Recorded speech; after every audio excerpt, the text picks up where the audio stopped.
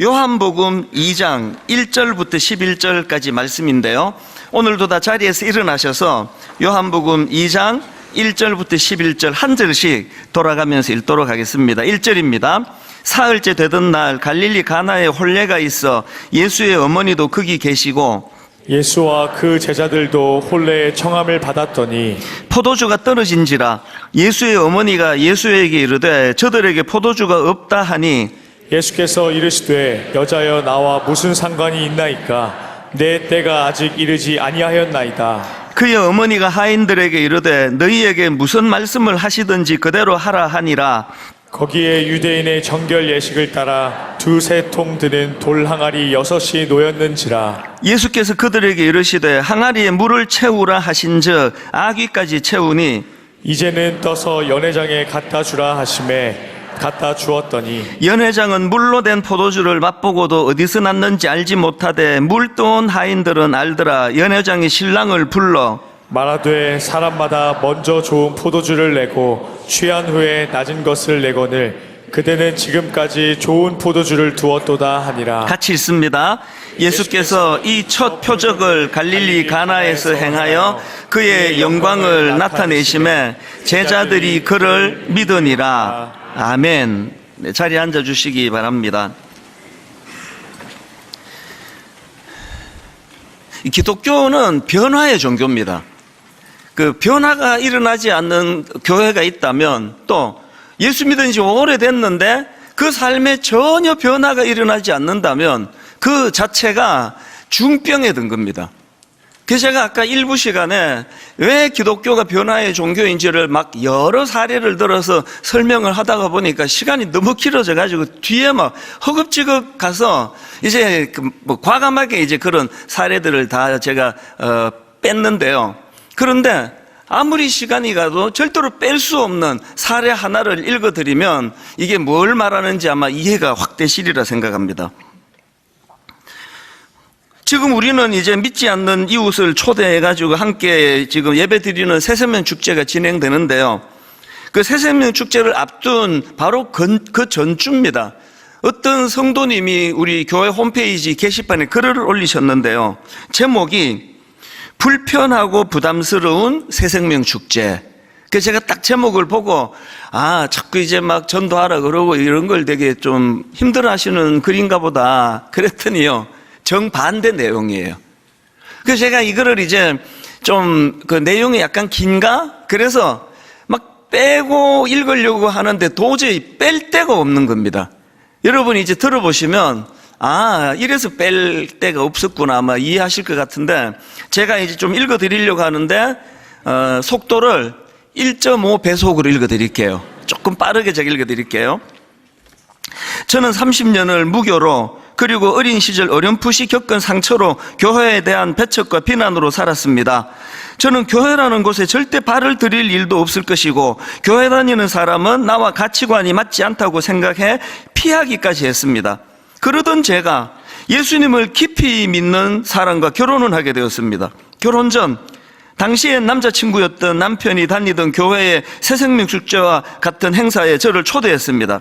교제 기간 동안 저에게 교회에 같이 가자는 말을 한 번도 하지 않았지만 그는 정말 신실한 청년이었습니다. 도대체 교회가 어떤 곳이길래 이 사람이 이렇게 사는 걸까 싶어 두 눈 딱 감고 그래 한번 가보자 하는 마음으로 교회로 향했습니다. 그러나 교회로 가는 길에도 도무지 받아들여지지 않아 마음이 너무나 힘들었습니다. 남편이 같은 다락방 식구와 청년부 형제 자매들 앞에서 저를 소개시켜 주었던 그 순간이 아직도 너무나 생생합니다. 반가움으로 환한 얼굴을 보이던 그들에게 저는 화답하지 못했습니다. 적대적이고 냉소적인 태도로 끝내 그들에게 미소 한번 지어주지 않은 채 그렇게 제 불편함을 마구 드러냈습니다. 하지만 그곳에 있던 형제 자매들은 끝까지 제 눈을 마주치며 웃어주었습니다. 뭔가 마음 한켠이 불편하고 찝찝했고 풀지 못한 숙제가 남아있는 기분이었습니다. 집으로 돌아가는 길에 남편은 제게 그 일에 대해 한마디도 말하지 않았습니다. 그 뒤로도 남편은 교회에 같이 가자는 말은 하지 않았습니다. 그저 행동과 생각을 통해 그가 믿는 것이 무엇인지 자신을 이루는 삶의 바탕이 하나님이라는 것을 끊임없이 저에게 보여주었습니다. 그러나 저는 남편과 결혼 후에도 교회에 다니지 않았고 예수님을 믿지 않았습니다. 고집이 센 편인 저는 아이들을 낳은 후에도 코로나 시기 온라인으로 예배드리는 남편의 뒤통수를 쳐다보며 귀동냥으로 목사님의 설교를 들을 뿐이었습니다. 그러던 어느 날, 정말 어느 날 하나님은 하나님 안으로 저를 이끌어 주셨습니다. 30년 동안 무교인 가족 틈에서 언제나 이 따옴표하고요, 나를 먼저 내세우고 또 따옴표하고 내 능력으로 나아간다고 생각하며 나로 가득 찬 삶을 살아오던 저에게는 제 남편 말고는 하나님 앞으로 인도해 줄 자가 없었습니다. 하나님은 재촉하지 않으셨습니다. 제가 스스로 깨닫고 하나님의 능력으로 살아갈 수 있구나를 알기 전까지 내버려 두셨습니다. 그랬는데 도저히 내가 더 이상 내 능력으로 살아가는 게 아닌 거구나를 뼈저리게 느꼈을 때 저는 제 가족이 떠올라 눈물을 멈출 수가 없었습니다. 저는 이제 교회에 다닌 지 1년이 조금 넘은 초신자입니다. 이찬수 목사님의 말씀처럼 저는 아직도 따끈따끈한 찐빵일 수 있겠다는 생각이 들었습니다. 제가 알고 제가 만난 제가 믿는 예수님을 여러 사람에게 전하고 싶다는 생각이 들고 아직 많이 부족하지만 나에게 남아있는 따뜻한 온기를 누군가에게 전하고 싶다는 마음도 큽니다. 하지만 동시에 믿지 않는 자들의 다친 마음과 방어적인 태도를 그 누구보다 잘 알고 있기 때문에 더 마음이 아픕니다. 그 마음을 깨는 데까지 얼마나 오래 그리고 많이 몸부림쳐야 하는지 알기 때문에 마음이 힘듭니다. 특히 제 가족에게도 전하지 못한 것을 어떻게 남들에게 전할 수 있을까는 압박감과 패배감이 맴돕니다. 그래서 이번 새생명 축제를 앞두고도 여전히 저는 마음이 많이 불편하고 어떨 땐 두렵기까지 했습니다. 그러나 이제 저는 예전 남편의 교회에서 저를 맞아주던 형제자매와 같이 그 자리에 앉아 웃고 있는 사람이 되었음을 압니다. 한 영혼에게 새 삶을 전하는 것은 너무나 큰 일이기에 불편함도 부담감도 드는 것은 어쩌면 자연스러운 마음이라 여겨집니다. 여기까지 오던 그 첫걸음이 너무도 힘들었을 것을 알기에 묵묵히 그들의 발걸음을 응원하고 제가 본을 보여 가족들이 마음을 열고 제가 받은 것보다 훨씬 큰 기쁨과 은혜를 누릴 수 있기를 간절히 기도합니다. 지금 교회 다닌 지 1년 된 초신자예요. 그 1년 사이에 이분에게 어떤 변화가 일어났는지 확 느껴지지 않습니까? 제가 지난주 이 시간에 이혼 문제로 이제 남편하고의 어려운 문제 때문에 이제 내가 이제 헤어져야 되겠다. 이혼하는 과정에서 내가 또 상처받기가 싫다. 그래서 이제 교회를 찾아온 분이 계시다고 제가 소개해 드렸는데요. 놀랍게도 지난 수요일 날 세례식이 베풀어졌는데 이번에 그분이 세례를 받는 거예요. 더 놀라운 건요, 본인이 간증을 하시는데 딱 1년 전 교회를 처음 찾았을 때가 공교롭게도 그때가 세례식이었대요. 이번 표현으로 참 저 구석진데 앉아가지고 눈물을 흘리면서 눈물을 지으며 하나님에 대한 생각을 하고 그 시간을 보냈는데 그로부터 딱 1년 뒤에 이분이 세례를 받으시고 제가 세례 받을 때 참 눈물을 지으시는 그분을 보면서 이게 기독교구나. 변화하는 거예요. 변화하는 종교.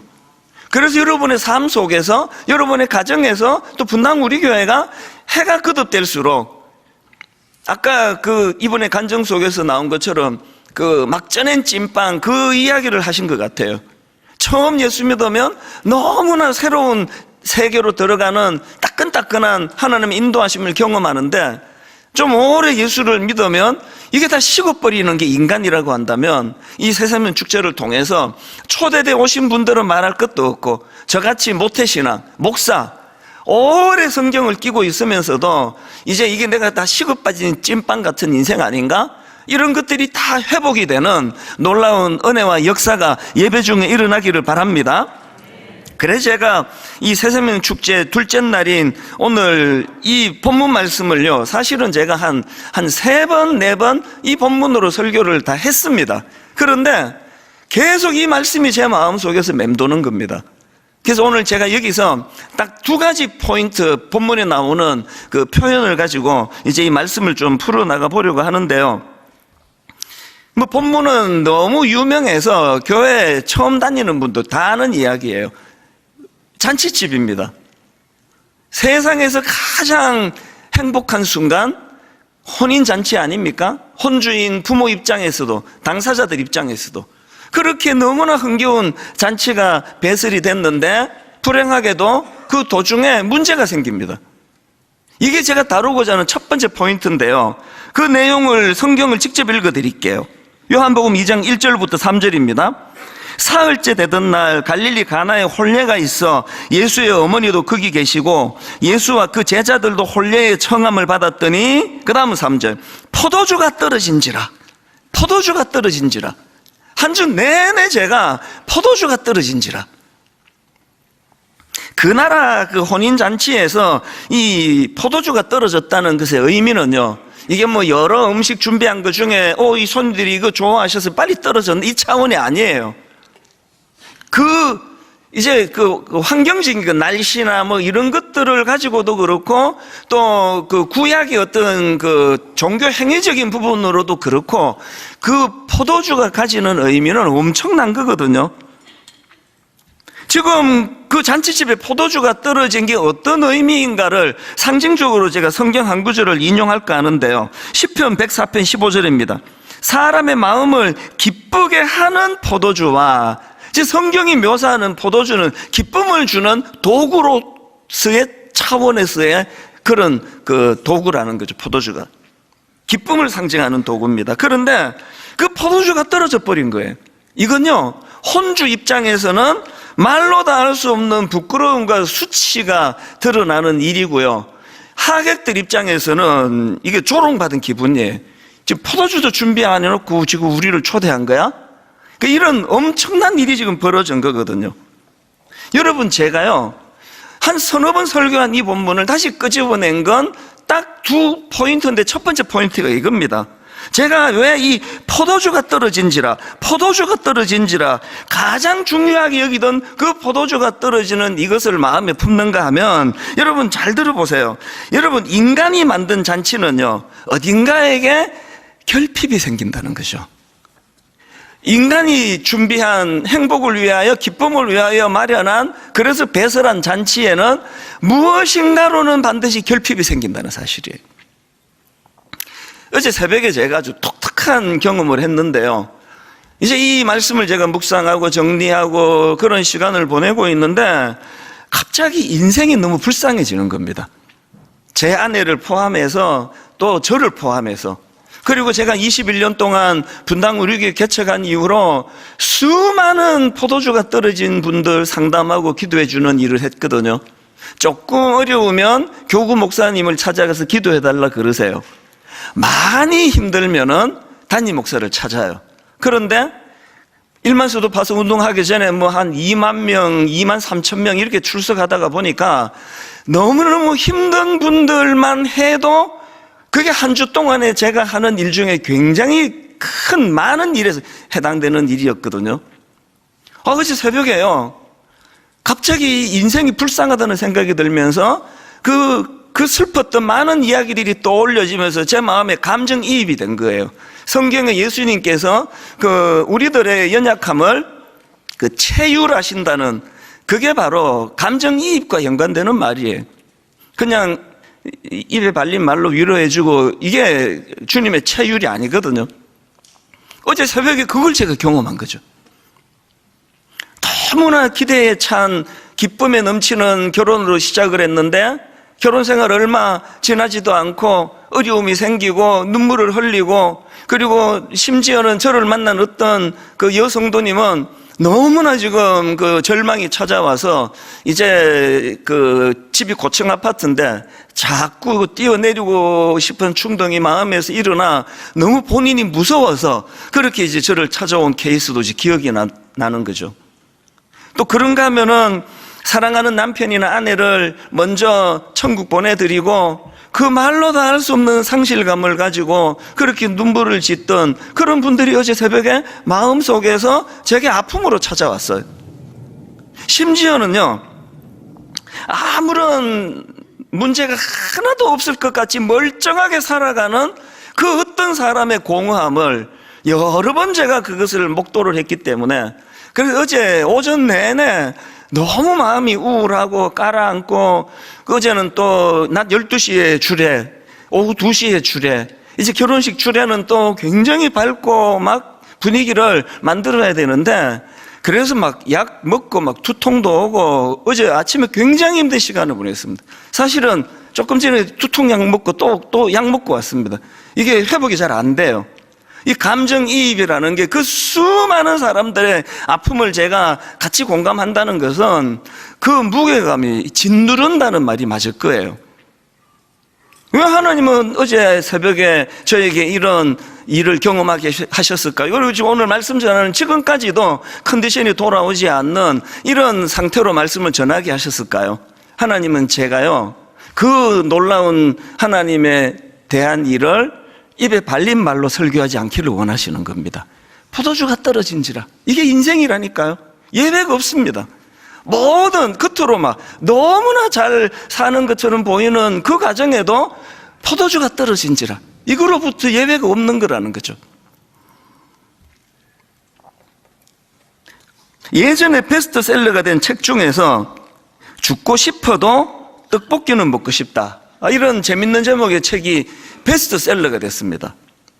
이 책은요, 그 기분 부전 장애를 앓고 있는 젊은 여성이 쓴 책인데요, 그 기분 부전 장애를 이렇게 설명하더라고요. 가벼운 우울감, 그리고 식욕 저하, 무기력감 저하 등의 증상이 지속적으로 나타나는 질환. 이게 이제 뭐 일종의 좀 우울증 같은 것인가 봐요. 왜 책 제목이 죽고 싶어도 떡볶이는 먹고 싶다인가 하면은요, 그 저자가 겪은 그 스토리에서 이 제목을 뽑았는데요, 이제 이 저자가 그날도 심한 이제 우울증으로 자살 충동에 시달리고 있은 거예요. 그냥 뭐 에이 막 그냥 확 죽었으면 좋겠다 이런 막연한 게 아니라요, 구체적으로 이제 충동적으로 이제 그 구체적으로 죽는, 이렇게 죽으면 될까? 그렇게 그 자살하는 방식까지 생각할 만큼 심각한 상태였대요. 그러고 있는데 아마 카톡이었던 것 같아요. 친구한테 카톡이 왔어요. 우리 떡볶이 먹으러 가자. 지금 자기는요, 이게 상상하기 어려운 절망에 빠져서 지금 죽는 게 낫겠다 하고 있는데 배가 고픈 거예요. 그래서 옷을 주섬주섬 입고 그 친구와 이제 떡볶이 먹기로 약속을 하고 떡볶이를 먹는데 너무 맛있더래요. 떡볶이가 너무 맛있어가지고 그렇게 그냥 막 열심히 떡볶이를 먹다가 보니까 그런 자기가 너무 혐오스러운 거예요. 그래서 제가 그 부분 글을 읽어드릴게요. 자기한테 막 꾸짖어요. 이렇게, 너 몇 분 전에 죽기로 한 애 맞아? 죽고 싶은데 떡볶이가 먹고 싶어? 너 진짜 죽고 싶은 거 아니야? 유난 떨지 마. 너무 자기가 그런 자기가 혐오스러우니까 그걸 막 부정하면서 자기를 꾸짖는 거거든요. 제가 유튜브로 이 저자의 강의를 듣다가 보니까 이 책이 이제 베스트셀러가 됐습니다. 이제 책이 많이 팔리면요, 이제 그 독자들과의 만남의 시간, 뭐 북토크 시간 이런 것들을 이제 가지고 그러는데, 저도 책 엄청 썼는데 이거 한 번도 못 가져봤습니다. 이 책이 이제 뭐 엄청 팔려가지고요, 저자와의 이제 대화의 시간 이제 이런 걸 가졌는데, 그 독자 한 사람이 이제 질의응답 시간에 이런 질문을 하더래요. 작가님은 책으로 돈을 많이 버셨잖아요. 그럼 우울증이 좀 나아지셨나요? 의외의 질문을 받고 이 저자가 굉장히 깊은 생각을 했대요. 그리고 이런 명답을 했어요. 이 사람이 이렇게 이야기했습니다. 지금 질문자님께서 이제 다리가 부러지셔서 기부술을 했다고 상상을 해보자고요. 그 다리가 부러져서 기부술을 했는데, 근데 로또에 당첨되셨어요. 그럼 부러졌던 다리가 붙을까요? 와, 이건요 거의 예수님 수준의 답이에요. 돈 많이 벌었으니까 책 팔아가지고 이제 우울증이 좋아졌나요? 이 말은요, 로또 당첨돼도 기부수는 안 낫는다는 그 얘기예요. 많은 경우에 이제 여러분 오해하는, 교회 가면은 부자 된다, 교회 가면은 공부 하나도 안 하는 우리 애가 대학 잘 간다. 이게 바로 로또 당첨되면 기부수 낳는다는 거랑 같은 얘기예요. 오늘 교회가, 제가 목사로서 너무너무 반성하는데요. 오늘 교회가 지금 그 좀 저속한 말로 헛다리를 짚고 있는 거예요. 자꾸 그 기부수를 고쳐야 되는 사람한테 돈 많이 벌으라고, 로또 당첨되라고.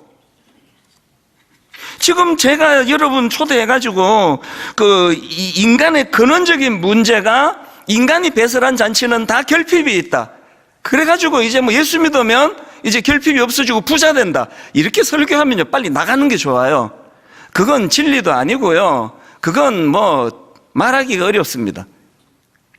제가 피할 수 없는 것이 인생의 결핍이라면 오히려 그 결핍을 축복의 도구로 쓰자는 게 오늘 주장이거든요. 그 축복의 도구가 뭐냐? 이 결핍을 통해서 아까 그 처음에 서두에 우리 1년 된 초신자 성도님이 고백한 것처럼 뭔 이유로, 거기다 우리 같은 먼저 믿은 사람들이 잘못한 게 뭐 거의 대부분이죠. 뭔 이유로 이제 교회를 혐오하고 하나님을 떠났단 말이죠. 이 마음의 상태를 돌리기 위하여 아까 그 성도님은 너무너무 인격적인 믿음 좋은, 그리고 삶이 뒤따라주는 너무 좋은 남편을 만났기 때문에 그 결혼을 살아계신 하나님을 만나는 도구, 통로로 쓰게 돼서 복을 받은 케이스고요. 꼭 그렇게 너무 좋은 남편을 만나야만 하나님 만나는 게 아니라요, 내 인생의 결핍을 통해서, 아까 그분이 그랬잖아요. 난 내 힘으로 잘 살 줄 알았는데, 이게 아니네? 이게 아닌 거구나, 인생이란 게. 그래서 포도주가 떨어진지라, 이걸 제가 계속 마음으로 묵상하면서 왜 어제와 같은 그런 약간 신비스러운 경험을 제가 했겠냐고요. 오늘 제가 전할 말씀은 그래서 떡볶이가 떨어진 게 아니라 포도주가 떨어졌기 때문에, 인간의 설교가 이렇다니까요. 포도주가 떨어진 그 상태에서 예수 믿어서 더 좋은 포도주를 얻어왔다, 이게 아니고요. 이 일을 계기로 내 힘으로 살아갈 수 없는 인생, 우린 그렇게 지원받았기 때문에, 그래서 제가 2주 내내 강조했잖아요. 요한이 거두절미하고 예수 그리스도를 소개할 때 그는 생명이라고, 그는 빛이라고.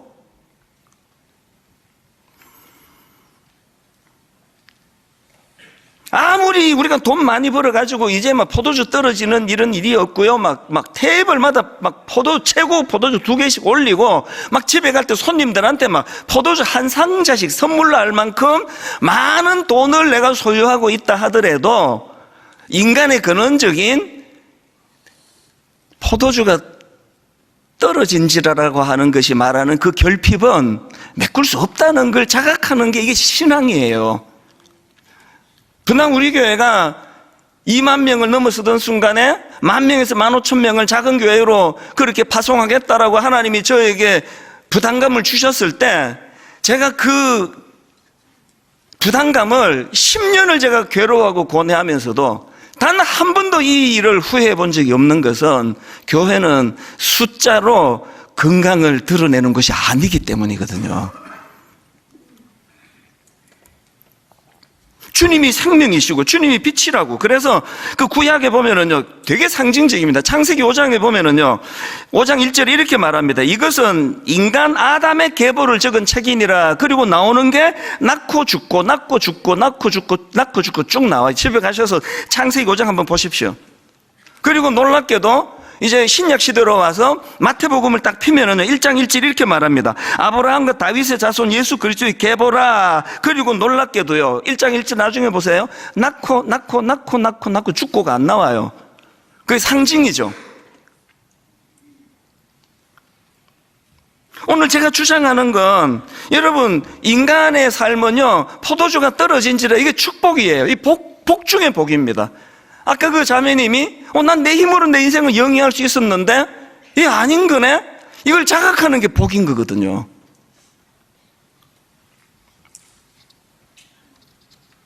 지금 그 잔치집에 포도주가 떨어졌어요. 그 모든 문제 해결의 출발은요, 거기에 예수님이 계셨다는 거죠. 더 중요한 건 마리아예요. 마리아가 포도주가 떨어진 사실을 알자 그 사실을 가장 먼저 예수님께 알려요. 지금 포도주가 떨어졌다고. 이게 전부 다 지금 성경에 기록된 건 그 상징적인 표현이에요. 우리가 어떤 행동을 취해야 되는지를 보여주는. 그 마리아가 예수님에게 포도주가 떨어졌다는 사실을 알려요. 그리고 그것만이 아니에요. 그리고 그 사실을 5절에서 보니까 하인들한테 알리는데요. 그의 어머니가 하인들에게 이르되 너희에게 무슨 말씀을 하시든지 그대로 하라 하니라. 지금 마리아가 행하는 이 두 측면이 이게 세세미 축제예요. 어떤 결핍된 인생, 모든 인간이 만든 잔치는 결핍이 있다는 사실. 심지어 목사 가정인 저희 가정에서도 끊임없는 이 제가 자녀들에게 아버지로서 참 많은 결핍을 느끼고 부족을 느껴서 늘 눈물을 지으면서 괴로워하며 기도하는 게 아버지 저에게 지혜를 주시기 원합니다. 제가 청소년 사역할 때요, 안 믿으시겠지만 날렸던 사람이에요. 이게 진짜인데? 어마어마했습니다. 책, 초 베스트셀러가 됐고요. 모든 사람이 다 저에게 말했습니다. 목사님은 애들 걱정 없겠습니다. 저도 그런 줄 알았거든요. 우리 집에도 애비가 포도주가 떨어진지라 내 지혜로는 참 아이들을 잘 섬기지를 못하겠어요. 그게 인간이에요.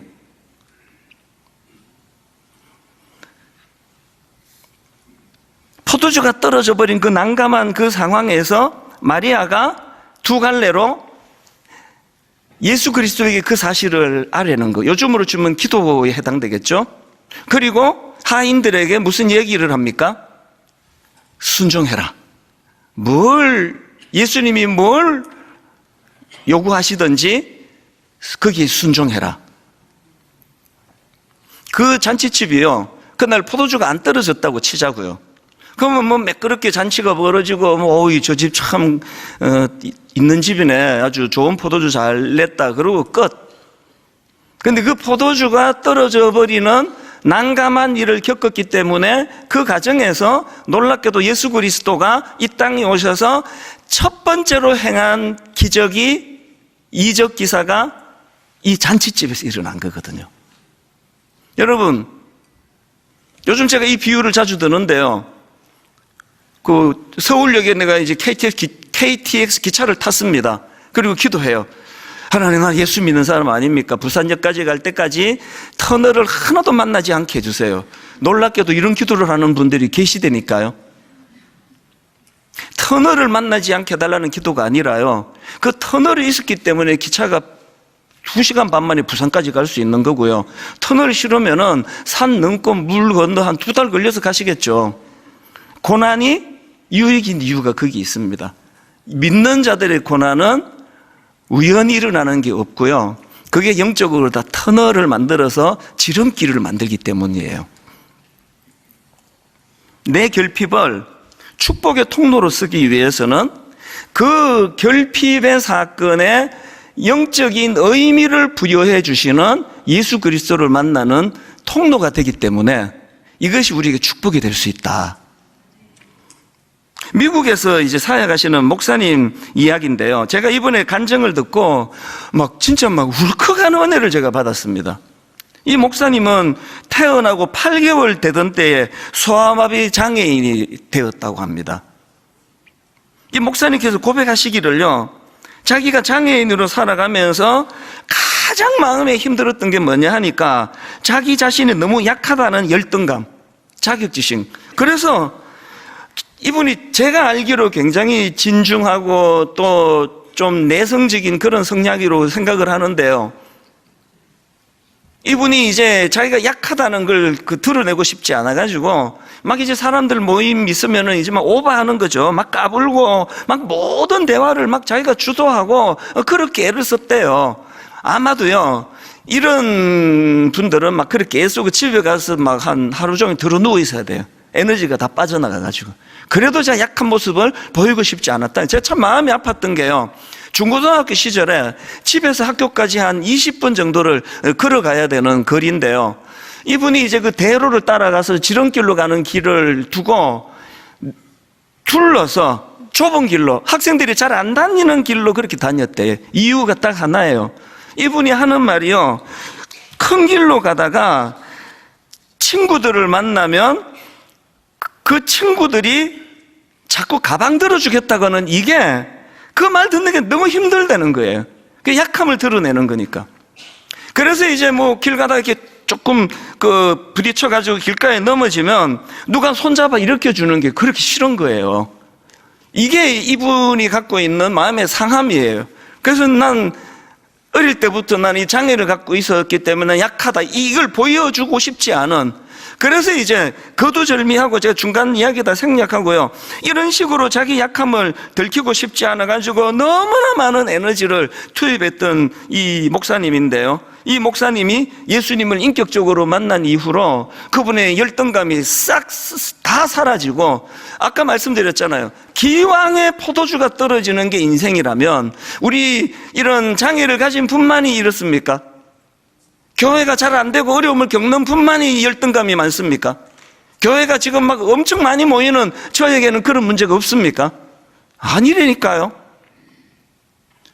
포도주가 떨어진지라, 이건 큰 교회 목사고 작은 교회 목사고 이게 상관이 없는 이야기예요. 장애를 갖고 있고 비장애, 장애가 없는 거하고 상관이 없는 거예요. 양상이 다를 뿐이에요.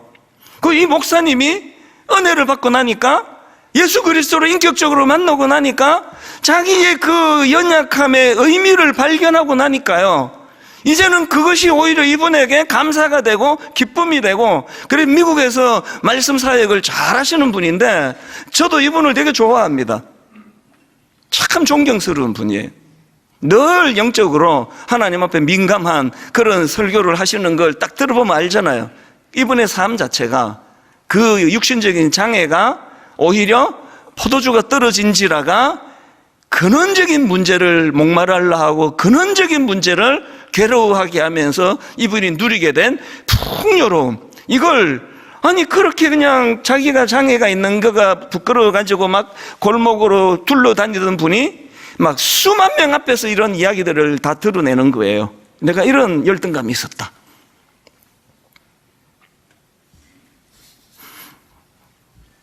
이게 첫 번째 포인트고, 두 번째 포인트는 간단하게 제가 정리를 이렇게 해드릴게요.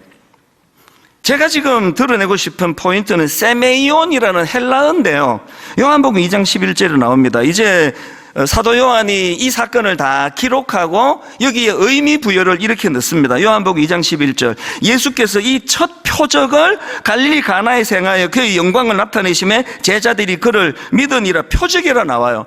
마태, 마가, 누가복음에 보면은 이런 기적의 사건을 그 미러클이라고, 이 기적으로서 표현하는 데가 많은데요, 요한복음에서는 오늘 이 기적의 사건을 표적이라고 표현했는데 이게 헬라어로 세메이온입니다.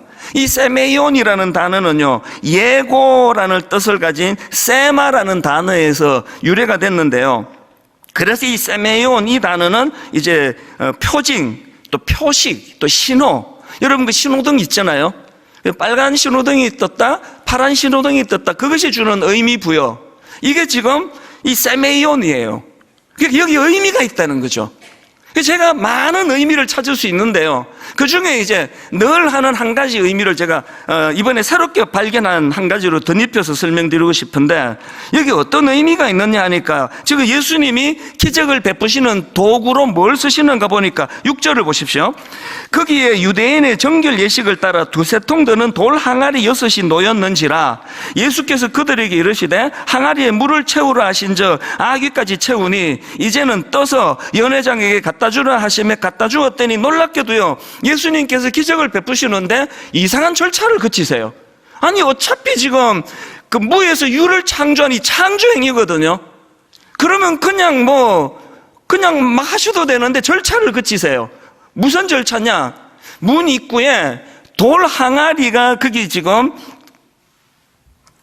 이게 종교적인 어떤 절차를 따라서 그 항아리를 두었는데요, 그 돌 항아리 6개의 이제 그 상징적인 특징이 뭐냐 하면은, 들어올 때 손 씻는 물이에요. 아시겠죠? 역할이 끝난 거예요. 쓰임새가 끝나버린 거예요. 근데 예수님이 굳이 그 놀라운 기적을 베푸시는데 돌 항아리, 성경에 보면은 돌 항아리에 물을 채우라 그래요. 무슨 뜻입니까? 다 썼어요, 이제 저 돌 항아리는 거추장스러운 존재인데 주님께서는 그 돌 항아리를 기적의 도구로 지목하셔서 사용하고 계시다라는 거죠. 제가 막 앞에 막 예와 아까운 사례 막 다 빼고도 1부 때 이야기를 못 드렸기 때문에 앞에 걸 다 뺐습니다. 왠지 아십니까? 내가 예수를 믿는다는 것은요, 쓰임새가 다한 인생에게 놀라운 구정물 같은, 손 씻고 남은 구정물 같은 인생, 이제는 눈길 하나 주지 않는 돌 항아리 같은 인생을 통하여 향내나는 포도주를 만드는 재료로 쓰신다는 거예요. 이게 왜 이렇게 저에게 소중했을까요? 제가 돌 항아리거든요. 전가족 이민을 저희 가족은 80년 초에 했는데요, 저 혼자 이제 늦게 따로 들어가서 제가 이제 20대 초반에 미국 생활하면서 제가 겪어야만 했던 저의 존재감, 아이덴티티는 저는 꾸정물이었습니다. 그리고 저는 돌 항아리였어요. 손 씻고 버린 물 같은 존재. 이제는 눈길 하나 주지 않는 돌 항아리 같은 존재. 저도요, 아까 죽고 싶어도 떡볶이는 먹고 싶다 저자까지는 아닌데요, 굉장히 많은 자살 충동에 시달렸던 사람이에요. 그리고 그때는 뭐 우울증 이런 용어도 없을 때인데 지금 돌아보면 그게 초기 우울증 같은 거예요. 세상에 대한 분노가 많았고요. 제가 요즘 같으면 막 아주 표독스러운 악플을 하루 종일 집에서 쓰면서 살았을 거예요. 온 세상이 행복한 게 너무 꼴보기 싫더라고요. 영어 잘하는 사람 특히, 미국 사람들. 그래서 이제 그 인도 사람이 좀 많은 265불짜리 원베드룸, 그거 뭐 바퀴벌레가 우글우글거리는 내 집으로 들어가는 과정에서 단독주택에서 큰 개가 있으면 이유도 없이 돌로 쳐 죽이고 싶은 충동이 막 일어나던 게 저였어요. 이런 뭐 개새끼가 그러면서 막 이유도 없어요. 그냥 사람한테는 돌 못 던지니까 그냥 분노가 이제 감정이입이 글로 막 이런 경험을 했던 게 저예요. 그게 23살 때거든요. 그러고 보니까 딱 40년이 지났네요. 저는요, 돌 항아리였는데 예수 그리스도 손에 의해서 너무너무 향기로운 포도주가 되었습니다. 제가 좋은 사람이 됐다는 뜻이 아니고요, 예수 그리스도가 생명이고 예수 그리스도가 빛이라 그랬잖아요. 빛이 비추어진 거예요. 저는 발광하는 존재가 내가 빛을 내는 존재가 아니, 저는 달이에요. 보름달은 햇볕 해를 많이 먹었기 때문에 보름달이 된 거잖아요. 이 말씀을 너무 드리고 싶었습니다. 결론으로요, 지금 저희가 이제 가평 우리 마을을 10월 달에 오픈을 했는데, 이제 거기에 참 놀라운 일들이 그동안 희한한 일들이 여러 번 있었거든요. 거기에 지금 이제 제빵 제과를 총 책임지고 있는 분이 이제 원래는 여기 고길이에 유명한 맛집이었습니다. 거기가 유명한 카페였거든. 사장님이었는데 이제 가평 우리 마을이 이제 1단계, 2단계 장차 이제 그곳이 쉼터가 되고 약자들을 초대하고 이거에 이분이 너무 마음이 뜨거워가지고 놀랍게도 그 잘 되던 제빵 제과 빵집을 문을 닫아버렸어요. 그리고 가평 우리 마을 직원으로 들어왔습니다. 이제 오픈 예배가 드려지는 며칠 전에 저한테 연락이 왔습니다. 목사님, 지금 자기 밑에 이제 제빵 제과하고 있는 직원들이 몇 명 있는데 우리 직원들 한번 꼭 축복 기도해 달라고. 그래서 제가 가서 이제 기도를 해드렸거든요. 한 7, 8명 이렇게 이제 서서 대화를 했어요. 저는 이제 감사 예배 인도해야 되니까.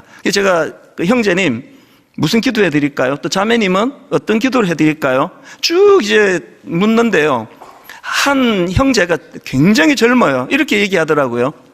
목사님, 오병이어의 기적이 일어나지 않았습니까? 그때 주님께서 어린아이의 작은 도시락을 재료로 해서 쓰셨는데, 이 형제가 이런 말을 해요. 그날 도시락 갖고 온 사람이 얘뿐이었겠습니까? 그런데 이 아이가 그 도시락을, 자기 도시락을 예수님께 드렸더니 5,000명을 먹이는 기적이 일어났다고 한다면, 제가 기왕의 제빵제과 이 일로 들었었는데 가평 우리 마을로 온 이 일이 제가 예수님께 도시락을 드리는 사건이 되기를 원합니다. 너무 제가 감동을 했어요. 그래서 사실요, 거리도 멀고요, 주중에 막 따로 거기서 숙박을 해야 되고요, 또 뭐 재단에서 하고 있는 여기에 뭐 그렇게 막 호요식할 만큼 그렇게 월급을 줄 수 있겠냐고요. 월급 훨씬 자기가 받던 것보다 훨씬 깎여서 온 사람도 한둘이가 아니에요. 여러분, 가평 우리 마을을 방문하실 때, 와, 건물 진짜 잘 지었거든요. 사진 앞으로 이제 막 곧 이제 거기서 영화 찍으면 안 되겠냐 연락 올 거나 확신합니다. 내가 다 생각해 놨어요, 조건을. 영화 찍으면 안 됐냐 그럼 이렇게 말하려고 해요. 거기 나 출연시켜주면 허락하겠다고. 그런 생각을 이제 해봤습니다. 이제 뭐 굉장히 저는 이제 거기가 유명한 그런 공간이 되리라고 믿지만요, 우리가 추구하는 그게 아니에요. 지금은 1단계고요 거기에서 우리가 2단계를 추구하는 거죠. 거기에 포도주가 떨어진 많은 사람들이 그곳에 와서 육적인 포도주를 채우고 가는 게 아니라 예수님 만나기를 원해요. 거기서 이제 안 믿는 사람들이 많이 오는 명소로 만들기 위하여 전략을 고심 중에 있습니다. 기도해 주세요. 결론을 이렇게 맺습니다. 오늘 여기 초대받아 오신 여러분들에게 제가, 우리 하나님은 강요하는 분이 아니세요. 아까 우리 자매님처럼 기다려 주세요. 그런데 포도주가 떨어졌더니 그 시장에 파는 포도주를 채워주더라, 이거를 기대하고 오시는 것이 아니에요. 내 포도주가 떨어진 이 결핍을 살아계신 예수 그리스도, 그분을 통해 생명을 얻고 빛을 얻는 이 길로 연결이 되는 것, 이게 교회에서 여러분에게 드리는 것이라는 것. 그래서 우리 지난 주일날 불렀던 이 찬양을 한 번 더, 똑같은 찬양을 한 번 더 부르기를 저는 원합니다. 아버지 사랑 내가 노래해, 아버지 은혜 내가 노래해. 그 사랑, 그 사랑, 변함없으신, 거짓없으신, 성실하신 그 사랑, 그 사랑이 어디로 연결되느냐 보니까 날 위해 죽으신, 날 위해 다시 사신 예수 그리스도. 항아리 같은 인생, 쓰고 버린 구정물 같은 인생을 향내나는 포도주로 바꾸시는 그 일을 위하여 예수 그리스도가 십자가를 지셨다고 하는 너무나 간단하고 너무나 단순한 일이 어떻게 가능하느냐, 그게 사랑이기 때문입니다. 우리 찬양 같이 의미를 생각하며 함께 불러보기 원합니다. 아버지 사랑 내가 노래해, 아버지 사랑 내가 노래해, 아버지 은혜 내가 노래해. 은혜 내가 노래해. 여러분, 그 사랑을 아십니까? 그 사랑, 변함없으신, 거짓 없으신, 성실하신 그 사랑. 우리 하나님의 성품은 이렇게 표현합니다. 상한 갈대 꺾지 않으시는, 꺼져가는 등불 끄지 않는 그 사랑, 변함없으신, 거짓 없으신, 성실하신 그 사랑. 우리 한번 하나님 앞에 그 사랑을 선포합니다. 사랑, 그 사랑, 날 위해 죽으신, 날 위해 다시 사신 예수 그리스도, 다시 오실 그 사랑. 죽음도 생명도 천사도 하늘의 어떤 권세도 끊을 수 없는 영원한 그 사랑 예수. 아버지 사랑 내가 노래해. 여러분, 그 사랑을 아십니까? 아버지 은혜 내가 노래해.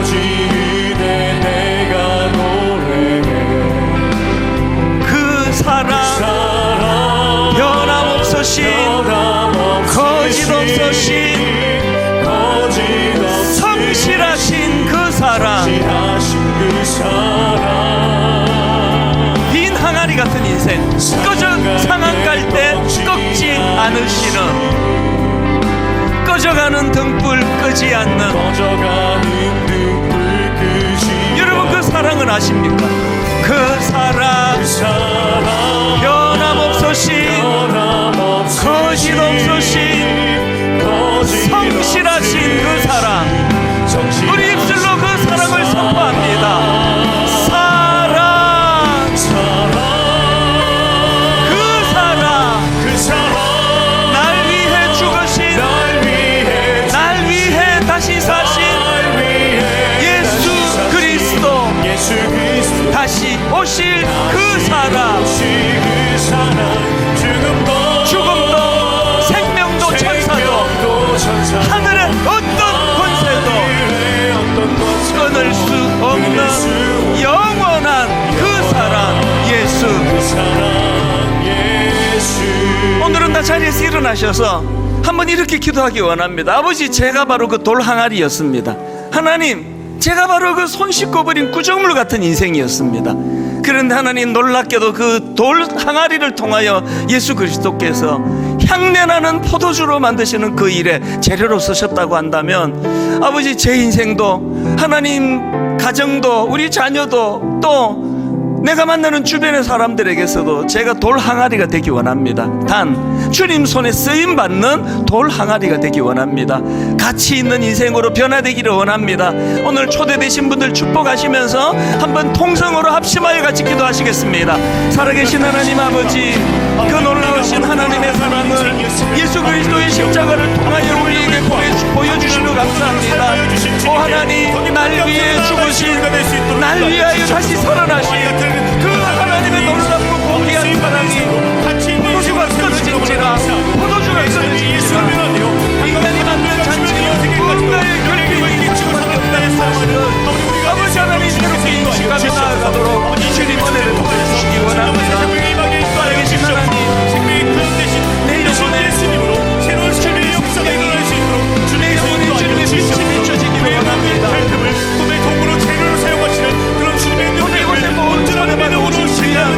놀라운 주님의 아버지, 형제자매들의 교회를 주옵소서. 이제는 주님을 발견하게 하시고, 이제는 주님의 그릇으로 인도하여 주시옵소서.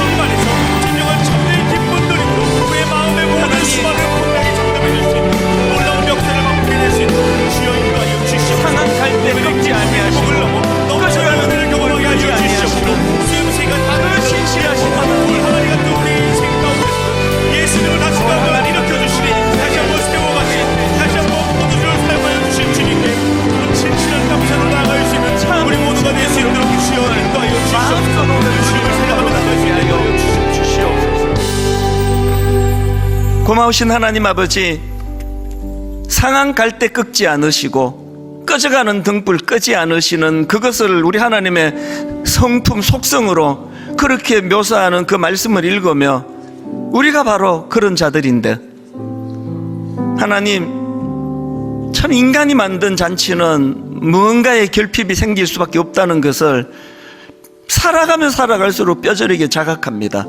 그래서 하나님, 돌 항아리 같이 이제는 쓰임새가 다해서 한 살 한 살, 한 해 한 해 나이가 들어갈수록 점점 마음에 열등감이 찾아오는 그것이 우리 인생에 오히려 재료가 되고 도구가 되어서 이제는 우리의 교만을 꺾고 창조주 하나님을 찾아 목말라 할 줄 아는 성숙으로 인도하여 주시옵소서. 오늘 이 예배 가운데 우둔한 종의 입술을 통해서도 주님이 구원하실 영혼들을 구원하실 줄 믿습니다. 새 생명이 얼마나 기쁜 것인지, 주님 비춰주시는 빛을 누린다는 것이 얼마나 행복하고 감사한 일인지. 그래서 하나님, 이제는 내가 예전에 그 돌 항아리가 아니라 그저 향내 나는 포도주를 만드는 기적을 머금은 그런 항아리, 그런 인생이 되었음을 늘 감사하고 기뻐하는 그런 귀하고 복된 우리들의 삶이 되도록 인도하여 주시옵소서. 우리 주 예수 그리스도의 은혜와 하나님 아버지의 다함없는 사랑과 성령님의 감동, 감화, 위로교통 충만하심의 역사가 돌 항아리 같은 혹은 손 씻고 버릴 구중물 같은 인생을 향내나는 포도주를 만드는 도구로 재료로 써주시는 그 주님을 발견하고 감격하고 감사하며 그 은혜의 자리로 나아가기로 결단하며 예배하는 모든 주의 자녀들 머리 위에 지금부터 영원토록 함께 하시기를 간절히 축원하옵나이다. 아멘. 매일 365 새벽 기도로 은혜를 전하며